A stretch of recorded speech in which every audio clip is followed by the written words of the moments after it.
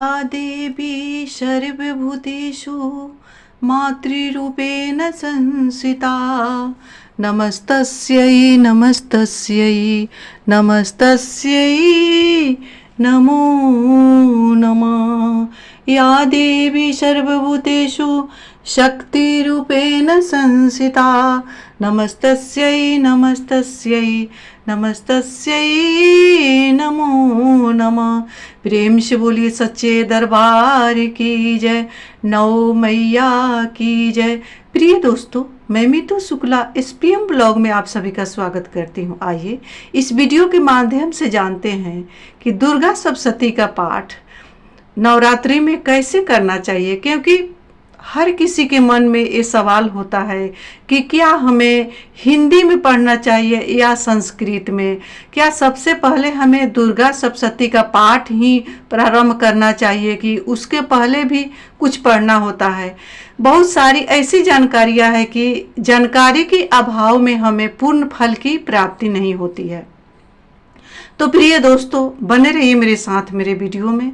आज मैं वह सब कुछ बताने वाली हूँ जिससे माँ की पूर्ण कृपा प्राप्त हो और अपने घर में आप भली भांति माँ जगज्जननी जगदम्बा का आप चाहे तो 13 अध्याय का प्रतिदिन पाठ कर सकते हैं या एक अध्याय का पाठ कर सकते हैं, जिससे आपको पूर्ण फल की प्राप्ति हो। सभी किसी की ये चाहना रहती है कि माँ की कृपा मुझ पर, मेरे परिवार पर बरसती रहे।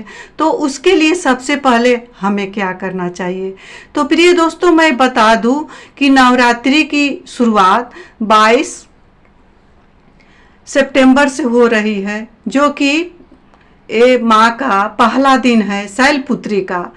तो उस दिन हमें क्या करना चाहिए। तो सबसे पहले जो भाग में रहते हैं, नवरात्रि करते हैं, उनको पहला नियम यह है कि सुबह जल्दी से उठ करके स्नान करना चाहिए। किस दिन? अमावस्या के दिन।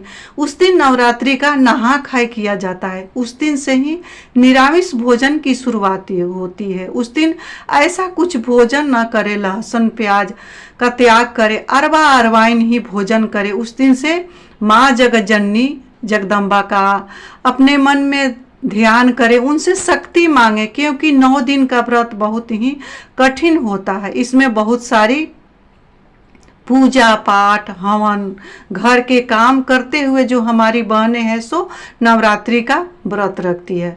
और पहला दिन ही आपका जो भी बाल धोना है सो पहला दिन क्षमा रहता है।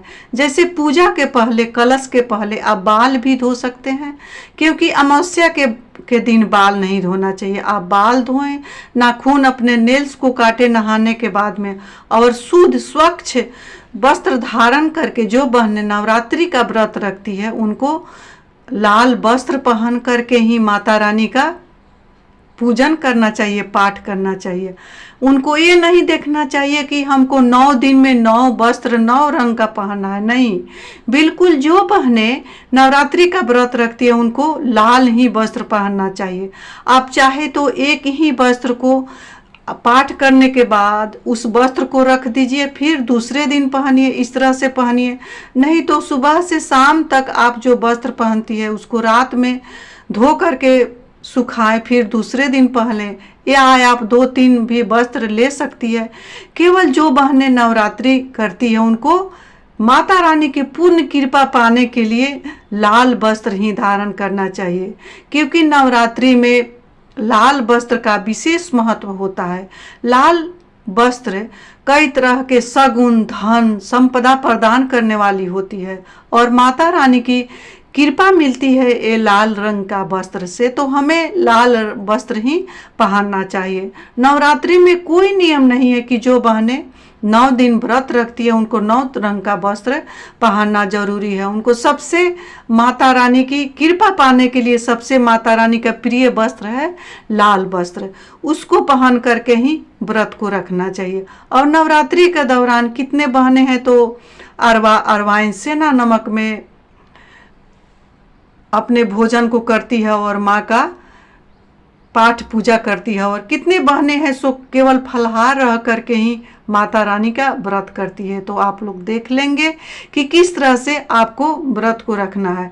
अब रही दूसरी बात कि दुर्गा सप्तशती का पाठ हमें किस तरह से करना चाहिए। पहले कौन सी पाठ करना चाहिए जिससे माता रानी की पूर्ण कृपा प्राप्त हो। तो सबसे पहले दुर्गा सप्तशती का जो पुस्तक है उसको थोड़े सा जल पुष्प में ले करके स्नान कराना चाहिए। माता रानी को पुष्प से चढ़ा करके पुस्तक का पूजा करना चाहिए। उसके बाद ही हमें पुस्तक को माथे से ठेका करके और माथे में लगा करके माता रानी का आह्वान करते हुए हमें पाठ करना है। तो किस तरह से पाठ करना है, तो प्रिय दोस्तों सबसे पहले हम लोग पाठ करेंगे। देखिए ये मेरी पुस्तक है जो कि इससे ही मैं हर साल पाठ करती हूँ। तो सबसे पाठ करने का जो विधि है, सब पहला विधि है कि ये यहाँ दुर्गा सप्तशती का देवी त्वम भक्त सुलभे, ये इससे ही पाठ की शुरुआत होती है। ये छोटा सा पाठ है। उसके बाद में माता रानी के ये दुर्गा सप्तशती का 108 नाम है, ये माता रानी का पढ़ा जाता है। उसके बाद में कवच का पाठ किया जाता है। अगर कवच का पाठ आप नहीं किए, अर्गलास्तोक का पाठ नहीं किए और आप ये श्रापित है दुर्गा सप्तशती का जो पाठ है, सो इसको पाठ जो भी व्यक्ति करता है, नवरात्रि का व्रत करता है, उनको सापों ब्रह्मादिक साप विमोचन का भी पाठ करना होता है। इससे आपको दुर्गा सप्तशती का पूर्ण फल प्राप्त होता है। उसके बाद है ये कवच, कवच का पाठ करना चाहिए। कवच का पाठ करने के बाद देवी कवच के बाद आता है अर्गला स्तोत्र, इसका पाठ करना चाहिए।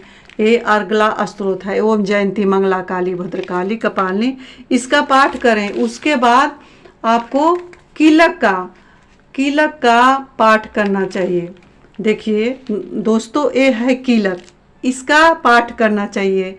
इसका पाठ करने के बाद ही आप दुर्गा सप्तशती का आप पाठ कर सकते हैं। आप चाहे तो दुर्गा सप्तशती का एक अध्याय से शुरू कर करके 9वां दिन आपको पूर्ण करना होता है। नहीं तो आप चाहे तो आप 13 अध्याय का भी रोज पाठ कर सकते हैं। अपने समर्थ और समय के अनुसार आप कर सकते हैं, उसमें कोई ज़बरदस्ती नहीं है।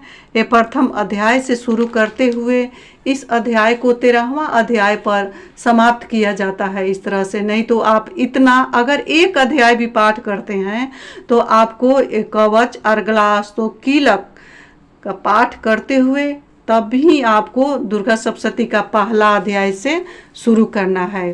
प्रतिदिन इसको पाठ करने के बाद ही माता रानी का आपको ये पाठ करना चाहिए। चाहे आप एक अध्याय करें या 2 अध्याय करें या 13 अध्याय करें, पहले इसको करना होता है। उसके बाद माता रानी से क्षमा प्रार्थना किया जाता है कि हे माता रानी, मेरे पूजा में और मेरे पाठ में कहीं भी गलती हुआ होगा। हाथ में लाल फूल लेकर के माता रानी का जो पुस्तक है उसी में है क्षमा प्रार्थना, उसको किया जाता है। तो उसके बाद यहाँ है प्रिय दोस्तों, देखिए ये क्षमा प्रार्थना है, तो माता रानी से क्षमा प्रार्थना मांगा जाता है इस तरह से। और आप चाहे तो नमः शिवाय का पाठ या माता रानी का नवारण मंत्र का जो पाठ है ओम ऐं ह्रीं क्लीं चामुंडाय विचे, इसका भी आप पाठ कर सकते हैं। उसके बाद ये पुस्तक को फिर आप लाल वस्त्र में ही इसको संभाल करके लपेट करके रखिए। फिर दूसरे दिन आप इसका पाठ करें। माता रानी का प्रतिदिन सुबह शाम कपूर से आरती उतारे। इस तरह से प्रिय दोस्तों अगर दुर्गा सप्तशती का पाठ करते हैं तो ये ममतामयी करुणामयी माता पूर्ण फल आपको दे सकती है। अपने सामर्थ्य अनुसार ही करना होता है। अगर उससे भी कम समय है आपके पास, छोटे बच्चे हैं या बीमार हैं, तो आपको एक कुंजिका स्तोत्र है उसका भी आप पाठ कर सकते हैं। पूरा जो दुर्गा सप्तशती का सार है सो एक कुंजिका स्तोत्र में छुपा हुआ है, तो आप इसको भी करके से पूर्ण फल की प्राप्ति होती है। देखिए ये सिद्ध कुंजिका स्तोत्र है, इसको महादेव ने सिद्ध किया है, तो ये भी आप पड़ सकती है, इससे भी पुण्य फल की प्राप्ति होती है। तो प्रिय दोस्तों, आशा करती हूँ मेरा वीडियो आप सबके लिए हेल्पफुल होगा। और नवरात्रि के जितने भी मेरे व्यूअर्स हैं, सब्सक्राइबर हैं, उनको ढेरों सारी बधाइयाँ एवं शुभकामनाएं। माता रानी की पूर्ण कृपा आप सबों पर बना रहे। अब जहाँ कहीं भी रहें, स्वस्थ रहें, खुश रहें और खूब मस्त रहें। कोई भी दुर्गा सप्तशती की पाठ करने में कहीं भी कुछ भी समझ में नहीं आए तो आप कमेंट के जरिए पूछ सकते हैं। मैं आपकी सेवा में तत्पर रहूंगी। इसी के साथ मैं अपने वाणी को जगत जननी जगदम्बा के चरणों में विराम दे रही हूँ। मिलती हूँ अगले वीडियो में, तब तक के लिए इतना ही। प्रेम से बोलिए जय माता दी। सच्चे